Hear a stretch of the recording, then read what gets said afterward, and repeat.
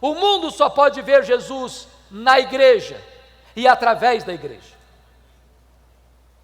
Mas o Cristo que João vê, não é o Cristo prostrado sobre os seus joelhos com o rosto em terra, angustiado até a morte, erguendo aos céus forte clamor e lágrimas, suando sangue, na mais titânica batalha da humanidade.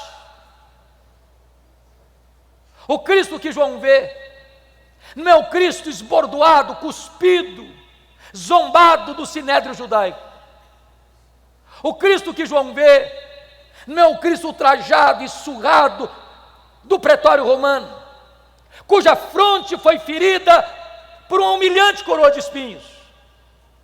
O Cristo que João vê, não é o Cristo que carrega o lenho maldito pelas estreitas e apinhadas ruas de Jerusalém, sob os apupos e vaias de uma multidão ensandecida e sangue sedento.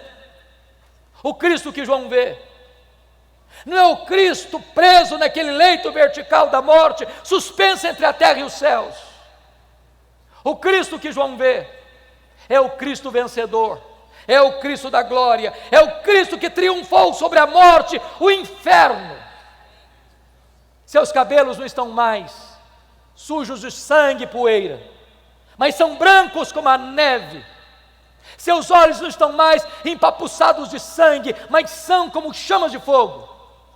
Seus pés não estão mais presos ao lenho, são como bronze polido. Suas mãos não estão mais esmagadas pelos cravos, mas sustentam a igreja. A sua voz não está mais embargada pela sede, mas é como voz de muitas águas. Da sua boca sai uma afiada espada de 2 gumes. O seu rosto não está mais desfigurado, mas brilha como o sol no seu fulgor. Diz a Escritura que quando João vê o Cristo da glória, ele cai como morto aos seus pés. E o Senhor põe a mão direita sobre ele e diz: não temas, João, não temas. Eu sou o primeiro e o último. Eis que eu estive morto, mas estou vivo pelos séculos dos séculos e tenho as chaves da morte e do inferno. Nós não servimos ao Cristo que esteve vivo e está morto, nós adoramos o Cristo que esteve morto e está vivo pelos séculos dos séculos. No capítulo 1, versículo 13, João vê o Cristo da glória no meio das igrejas. E eu quero dizer para você nesta noite, que Jesus está aqui no nosso meio. E é porque Ele está aqui que você e eu estamos aqui. É porque Ele está aqui que nós temos uma grande expectativa, uma enorme esperança de que Deus pode nos visitar e trazer sobre nós um poderoso reavivamento espiritual. Mas no capítulo 2, versículo 1, nós somos informados que Jesus está andando no meio dos candeeiros, andando no meio das igrejas. Para quê? Para sondar a igreja, para exortar a igreja, para corrigir a igreja, para disciplinar a igreja, para consolar a igreja, para fazer promessas à sua igreja. E eu estou certo de que Jesus está aqui, sondando-nos, corrigindo-nos, disciplinando-nos, exortando-nos, consolando-nos, fazendo-nos promessas. E na medida que Jesus vai caminhando entre as igrejas, há um estribilho que se repete em todas as cartas. E o estribilho é este: eu conheço, eu conheço, eu conheço, eu conheço, eu conheço, eu conheço, eu conheço. Para 5 destas 7 igrejas, Jesus vai usar a mesma expressão para a igreja de Éfeso, Tiatira, Sardes, Filadélfia e Laodiceia. Ele diz assim: eu conheço as tuas obras. Aquilo que o seu pai não sabe, eu sei. Aquilo que a sua mãe não sabe, eu sei. Aquilo que a sua mulher não sabe, eu sei. Aquilo que o seu marido não sabe, eu sei. Aquilo que o seu pastor não sabe, eu sei. Aquilo que a lei não sabe, eu sei.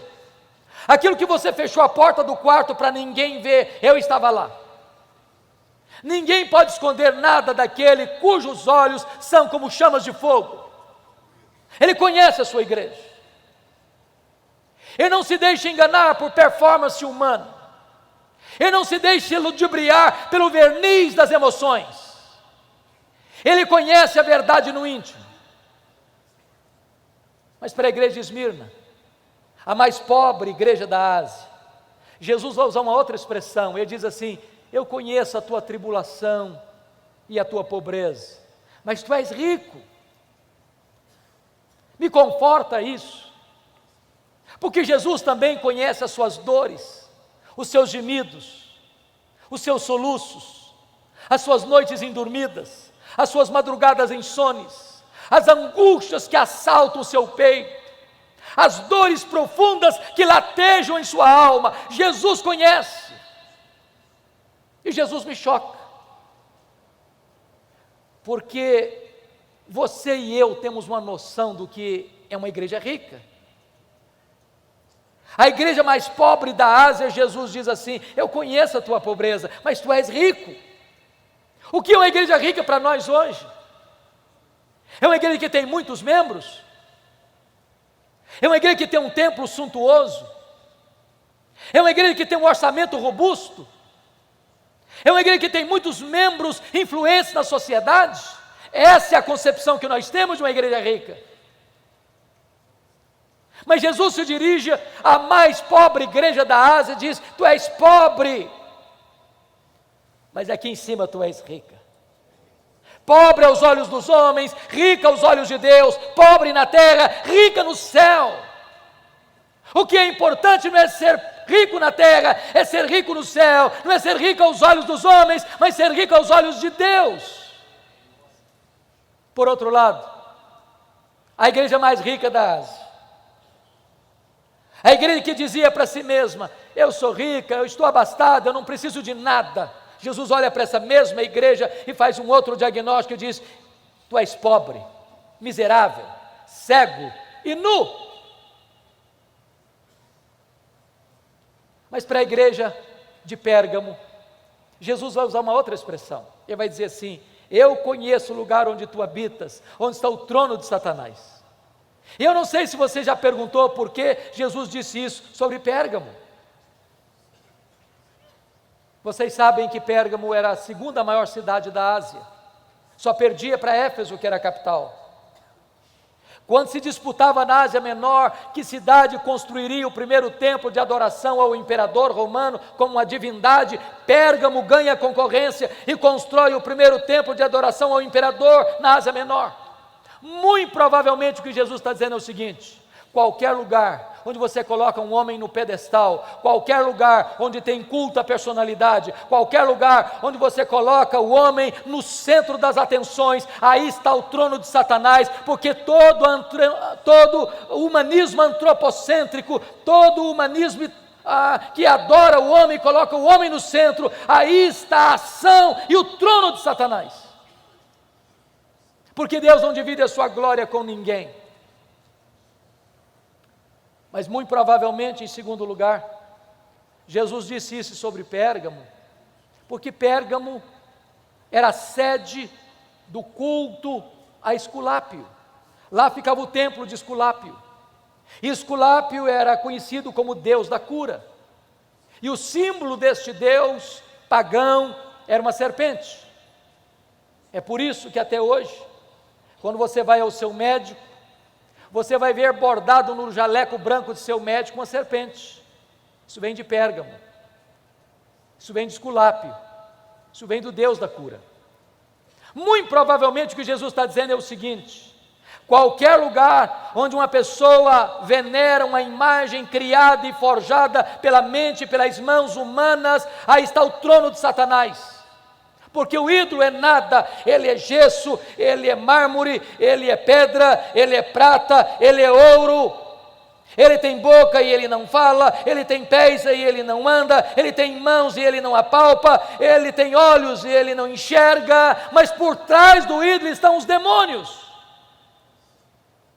O que é magnífico é que onde Satanás tem um trono, ali Jesus planta uma igreja para adorar e servir o Rei dos Reis e o Senhor dos Senhores.